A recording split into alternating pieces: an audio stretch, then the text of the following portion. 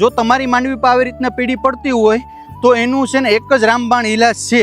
હવે તમને બધા લોકોને ખબર છે કે ભાઈ એક પંપની અંદર 100 ગ્રામ આ હીરા કહી અને 1 લીંબુનું ફાડિયું નાખી દો. લીંબુ ન હોય તો 10 ગ્રામ લીંબુનો તમે ફૂલ આવે એ પણ તમે નાખી શકો.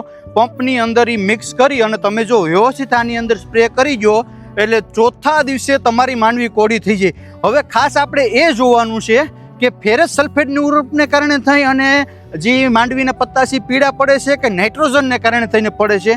તો હવે એને ઓળખવા કઈ રીતના, તો કે ભાઈ મારે પોતાને ગીર સોમનાથ જિલ્લાની અંદર સોઇલ ટેસ્ટિંગ લેબ છે એટલે મને આનો સારો એવો અનુભવ છે.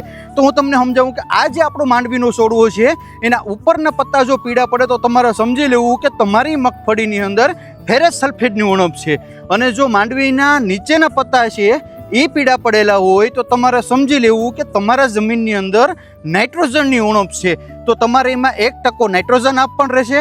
નીચેના પત્તા પીળા હોય તો, અને જો ઉપરના પત્તા પીળા હોય તો તમારે એમાં ફેરસ સલ્ફેટ 100 ગ્રામ એક પંપની અંદર અને 10 ગ્રામ લીંબુના ફૂલ અથવા તો 1 લીંબુનું ફાડિયું આ નાખી અને તમારે સ્પ્રે કરવાનું રહેશે. પણ શરત એક રહેશે કે એમાં લીંબુ નાખેલું હશે ખેડૂત ભાઈઓ.